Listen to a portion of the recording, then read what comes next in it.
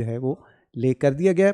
اور میں ساتھ میں دعوت دینا چاہوں گا وفاقی وزراء سے کہ وہ بھی تشریف لائیں. پروفیسر ڈاکٹر احسن اقبال صاحب، اعظم نذیر تارڑ صاحب، مختوم صاحب، سیکٹری اسد رحمان گیلانی صاحب سرمایہ کاری بورڈ کے، عبدالسمیع صاحب جو کہ ڈائریکٹر جنرل ہیں اسپیشل اکنامک زونز کے، وہ بھی اسٹیج پہ تشریف لے آئیں. اور اب باقاعدہ افتتاح ہوگا.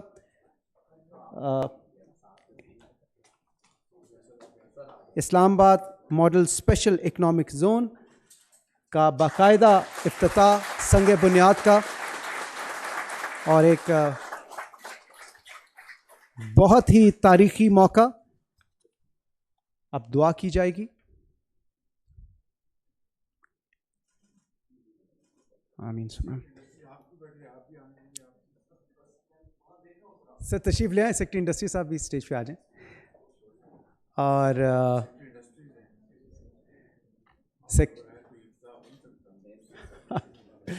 تو یہ ٹیم تھی. اب میں وزیر اعظم صاحب سے درخواست کروں گا کہ ایک ٹیسٹیمونیل سائننگ کی ایک چھوٹی سی ہم نے تقریب رکھی ہے، جس میں آپ اپنے کمنٹس لکھیں گے وزیر اعظم صاحب اور سائن کریں گے، اور اس کو بعد میں انگریو کر کے فاؤنڈیشن سٹون کے ساتھ لگایا جائے گا.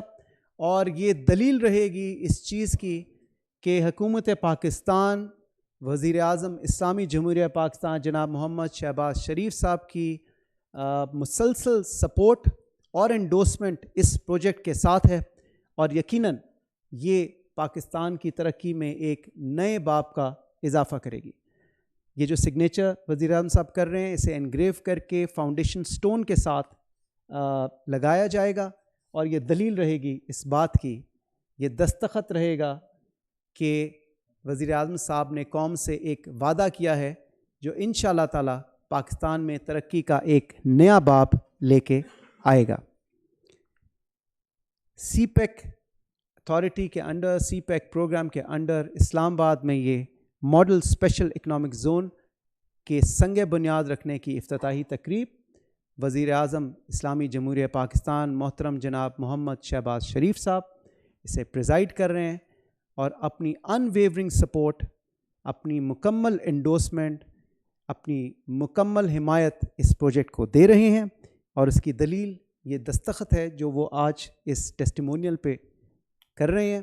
اس کو انگریو کر کے اس فاؤنڈیشن سٹون کے ساتھ لگایا جائے گا، اور انشاءاللہ تعالی مستقبل میں یہ اسپیشل اکنامک زون جو کہ فیڈرل کیپٹل اسلام آباد میں ہے، ترقی کا ایک نیا باب شروع کرے گی. بہت شکریہ وزیر اعظم صاحب. اب میں درخواست کروں گا وزیر اعظم اسلامی جمہوریہ پاکستان محمد شہباز شریف صاحب سے کہ وہ تشریف لائیں اور اپنے خیالات کا اظہار کریں. بسم اللہ الرحمن الرحیم. محترم جناب احسن اقبال صاحب، پلاننگ منسٹر جناب مخدوم مرتضیٰ محمود صاحب، منسٹر فار انڈسٹریز جناب اعظم نذیر تارڑ صاحب، پارلیمنٹیرینس جناب اسد گیلانی صاحب، سیکٹری بی او آئی مومن آغا صاحب، secretary industries, attorney general of Pakistan, government officials,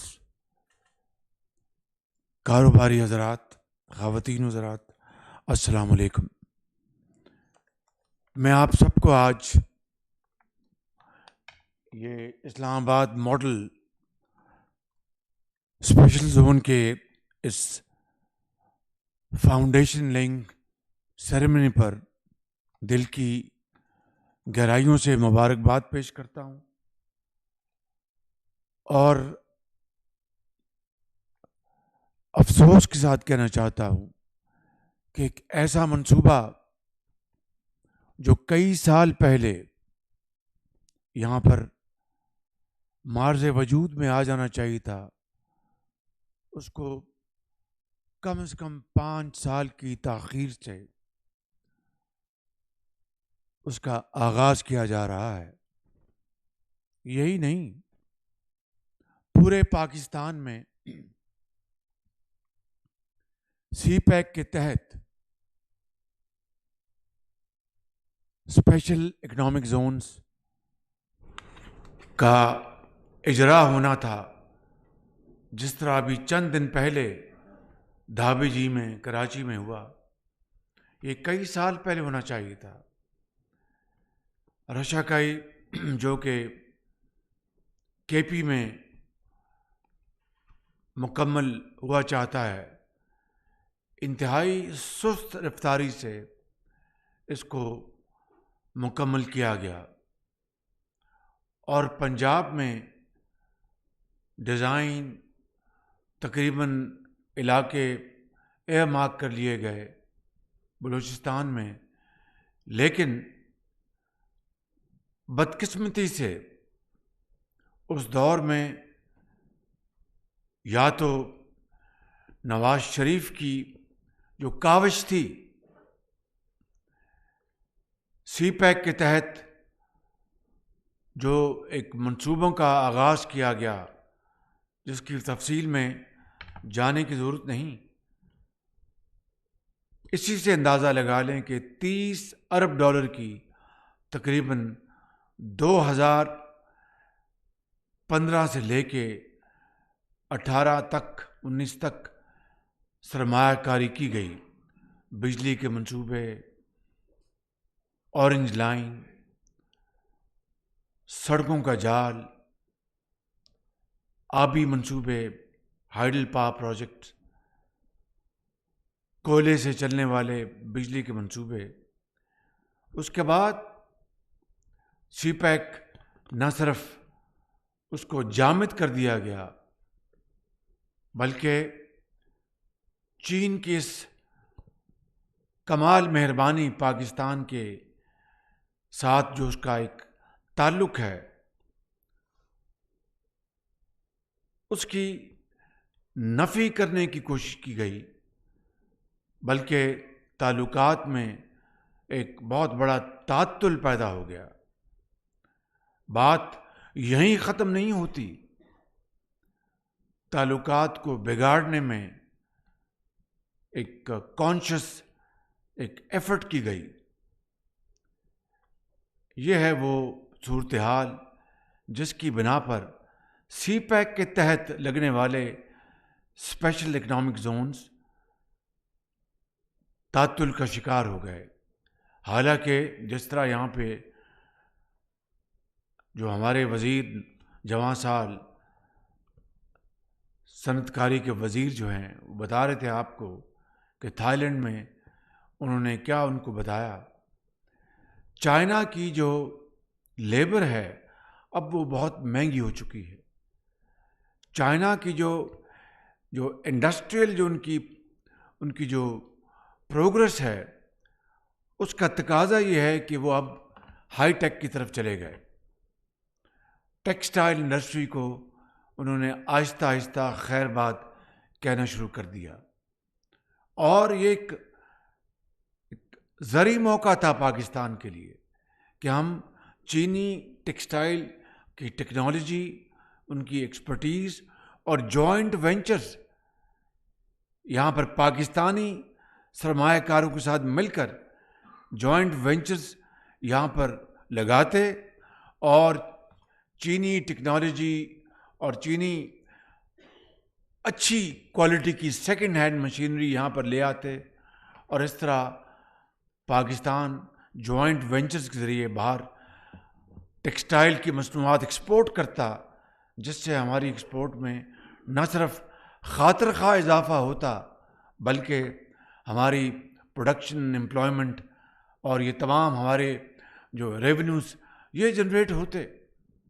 لیکن بدقسمتی سے وہ ساری ایفرٹ کو خیر بات کہہ دیا گیا، اور پوری توانائی اور فوکس وہ گالی گلوچ اور چور ڈاکو پہ وہ مرکوز ہو گیا. تو آج پچھلے 1 سال بعد جو 14-15 مہینے ہمارے جو گزرے ہیں وہ فائر فائٹنگ میں گزرے. آپ اس کو اچھی طرح جانتے ہیں. جو تباہ کن جو سیلاب آئے پچھلے سال، اس نے پورے ملک میں تباہی مچا دی. ابھی چند دن پہلے ہم زراعت کے سمپوزیم میں تھے، تو وہاں پر سندھ کے جو ہمارے کسان، انہوں نے کہا کہ ہماری کھجور کی فصل مکمل تباہ ہو گئی، اور اس طرح اور بھی وہاں پر ہزاروں ایکڑ زمین پر وہاں پر پانی سمندر کی طرح وہاں پر چل رہا تھا. یہی حال بلوچستان کا تھا، کم و بیش یہی حال کے پی میں تھا، کچھ جنوبی پنجاب میں. تو اس آفت کو نپٹنے کے لیے ہمیں دن رات لگانا پڑا، اور 100 ارب روپے وفاق نے بے نظیر انکم سپورٹ پروگرام کے ذریعے اور NDMA کے ذریعے چاروں صوبوں میں ہم نے رقوم تقسیم کی. صوبوں نے اپنے وسائل سے اربوں روپے خرچ کیے. باہر سے بڑی امداد آئی، دوست ممالک سے اور دوسرے ممالک سے. پھر مہنگائی کا ایک طوفان تھا وہاں پہ یوکرین میں. جنگ ہونے کی بنا پر دنیا میں کموڈٹیز کی قیمتیں آسمانوں سے باتیں کرنے لگیں. اس سال بدقسمتی سے گندم کی پیداوار بہت کم ہوئی تھی. ہمیں لاکھوں ٹن گندم امپورٹ کرنے کے لیے اربوں ڈالر خرچ کرنے پڑے، جو کہ ہمارے پاس نہیں تھے. لیکن غذا کے اوپر تو آپ کمپرومائز نہیں کر سکتے. تیل امپورٹ کرنے کے لیے مہنگا 27 ارب ڈالر اس کے اوپر خرچ ہو گئے. اور کساد بازاری کے علاوہ جو دنیا میں ایک رجحان تھا ایک انفلیشن کا، وہ ہر جگہ اس نے تباہی مچائی تھی. اور جو ترقی پذیر ملک پاکستان کو تو ایک بہت بڑے چیلنج کا مقابلہ تھا، اور IMF ہمارے سر پہ سوار تھا. اس کی تفصیل میں جائے بغیر پھر IMF سے ہمیں نیگوشیٹ کرنا پڑا.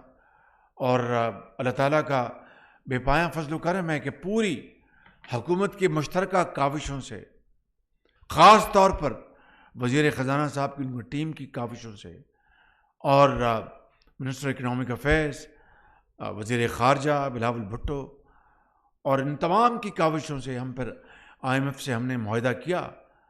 اور یہ ایک بنیاد بن گئی ہے کہ نہ صرف ڈیفالٹ کا خطرہ اب ختم ہو چکا، بلکہ اپنی جو ہماری اکانومی ہے اس کو ہم ریفارم کریں، اس میں جو ایک بوسیدہ سٹرکچر ہے اس کے اندر تبدیلیاں لے کے آئیں، اور اس طرح صنعت و حرفت، کاروبار اور زراعت کو ہم ترقی دیں. اس کے لیے ہم نے باقاعدہ ایک جو منصوبہ بندی کی ہے وہ بڑی اہم ہے. وہ آج کے اس منصوبے کے حوالے سے انتہائی اہم ہے کہ SIFC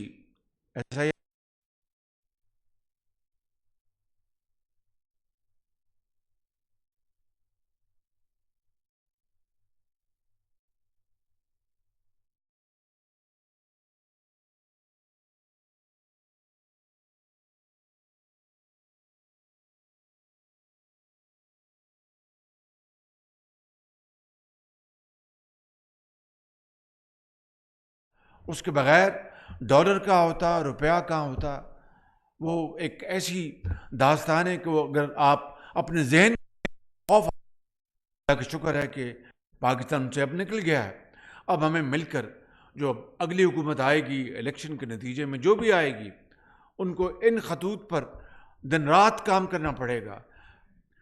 بجلی کس طرح سستی دینی ہے، یہ کوئی آسان کام نہیں ہے.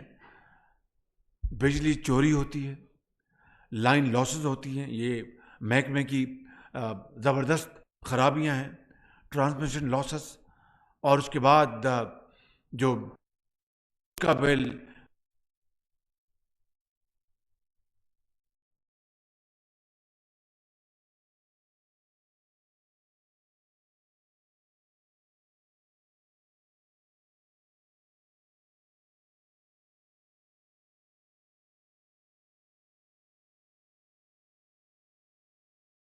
سالوں میں وہ تباہی کا ایک کھنڈرات کا سما پیش کر رہے ہیں. 600 ارب روپے سال کے پاکستان کے غریب قوم کے وہاں ڈوب جاتے ہیں. اسی طریقے سے آپ جو سرکولر ڈیٹ کو لے لیں، غریب آدمی کو، آج بھی میں میٹنگ کر کے آیا ہوں ذرا غور فرمائیں میری بات کو، مہربانی میری آپ سے گزارش ہے کہ غور سے سن لیں کہ آج میں میٹنگ کر کے آیا ہوں، غریب آدمی کے اوپر میں بجلی کا بوجھ کس طرح اور ڈالوں؟ یہ اشراف اور ظاہر ہے کہ جو کاروباری حضرات ہیں ان کے اوپر مزید بوجھ ڈالیں گے تو ان کی جو ہے کمپٹیشن وہ متاثر ہوگی. یہ دنیا کے ساتھ کس طرح مقابلہ کر سکتے ہیں اپنی مصنوعات؟ تو یہ یعنی کوئی ایک آپشن لے لیں، اس میں بے پناہ چیلنجز ہیں، لیکن بہرحال ہم نے اس ملک کو آگے لے کے جانا ہے، پاکستان کو آگے بڑھانا ہے. IMF کی شرائط ہیں، ان کے اوپر ہم اب پابند ہیں. ماضی کی حکومت کی طرح ہم یہ فاش غلطی نہیں کریں گے کہ ہم معاہدہ کر کے اس کو توڑ دیں. اس معاہدے کی ہم نے پاسداری کرنی ہے. لہٰذا میں آپ کو آج اس مجلس میں یہ کہنا چاہتا ہوں کہ یہ چیلنجز ہیں، یہ مشکلات ہیں، لیکن کوئی مشکل نہیں رہتی اگر فیصلہ کر لیں کہ ہم نے پاکستان کو ترقی اور خوشحالی کے ہم نے دور میں داخل کرنا ہے. اس کے لیے ہمیں جس طرح یہاں پر احسن اقبال صاحب نے کہا اور دوسرے آنریبل اسپیکرز نے بات کی کہ ہمیں اپنے صفوں میں اتحاد پیدا کرنا ہوگا. اور چارٹر آف اکانومی، آج بھی میں یہ کہتا ہوں کہ چارٹر آف اکانومی کے اوپر پوری قوم متحد ہو جائے.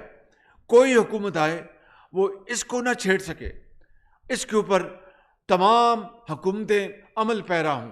ہاں جہاں پر کوئی ریفارم کی ضرورت ہے وہ کر لیں، لیکن ملک کے بہترین مفاد میں، 22 کروڑ عوام کے مفاد میں.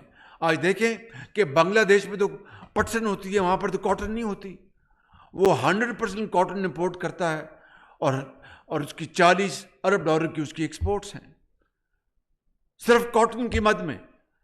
اور ہماری جو ٹوٹل ایکسپورٹس ہیں وہ $26-27 بلین ہے. یعنی ایک ڈوب مرنے کا مقام ہے ہم سب کے لیے.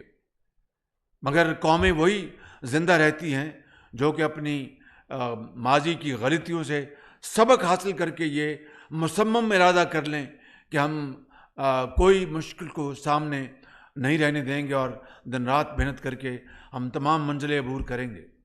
تو میں سمجھتا ہوں کہ یہ وہ مرحلہ آ گیا ہے. IMF کے ساتھ ہمارا معاہدہ ہو چکا، انشاءاللہ ڈیفالٹ کا خطرہ ختم ہو گیا. پاکستان کے ریزروز الحمدللہ آج $14 ارب کے قریب ہیں. ہمیں جن ممالک نے جو ہماری بے پناہ مدد کی، میں اس کے بارے میں ہر روز تقریباً بات کرتا ہوں.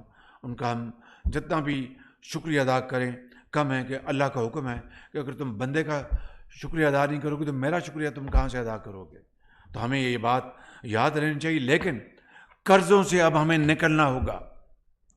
یہ میں اب جن ممالک سے میری بات ہوتی تو میں ان کا شکریہ ادا کرتا ہوں اور ان کو کہتا ہوں کہ خدا کرے اب ہمیں آپ سے قرضے کے لیے درخواست نہ کرنی پڑے. آپ ہمارے ملک میں آئیں اور انویسٹمنٹ کریں. کاروباری حضرات پاکستانیوں کے ساتھ مل کر، چاہے وہ زراعت ہے، چاہے وہ IT ہے، چاہے وہ انڈسٹری ہے، چاہے وہ ایکسپورٹس ہیں، چاہے وہ معدنیات ہیں، اس میں آئیں، اربوں ڈالر انویسٹ کریں، منافع کمائیں شفاف طریقے سے، اور آپ بھی منافع کمائیں اور پاکستان میں خوشحال ہو. یہی ہے آج یہ اسلام آباد ماڈل اسپیشل اکنامک زون کا مطلب، کہ یہاں پر اپنا صنعت سازی ہو، انویسٹمنٹس ہوں، پاکستان کے انویسٹرز کی جوائنٹ وینچرز ہوں، چائنا سے، سعودی عربیہ سے، قطر سے، UAE سے، کویت سے، اور پھر پاکستان کو ہم وہاں پہنچا دیں جہاں پر ہمارے جو قرب و جوار میں ممالک ہم سے کہیں آگے نکل گئے ہیں. میں آخر میں آپ سب کا شکریہ ادا کرتا ہوں، اور خاص طور پر منسٹر آف انڈسٹریز کا، منسٹر آف پلاننگ کا، بورڈ آف انویسٹمنٹ کا، وزراء کا، سیکرٹریز کا، اہلکاروں کا، سب کا شکریہ ادا کرتا ہوں. اور امید کرتا ہوں کہ یہ اسپیشل اکنامک زون، اور میرے علم میں ہے کہ ماضی میں جو اکنامک زون جو ہیں وہ یہ کیا کہتے ہیں ڈیولپمنٹ اسٹیٹس بن گئیں. وہاں پر سٹے بازی شروع ہو گئی اور زمینیں خرید کر ایک دمڑی نہیں لگائی وہاں پر، اور جناب وہاں پر اس کو سیکنڈ مارکیٹ، تھرڈ مارکیٹ میں وہ زمینیں بک رہی ہیں بالکل، اور منافع کما کر جیب میں ڈالے. اگر یہی ہمارے چال اور کرتوت رہے تو پھر میں سمجھتا ہوں کہ اللہ تعالیٰ ہمارے حال پر مہربان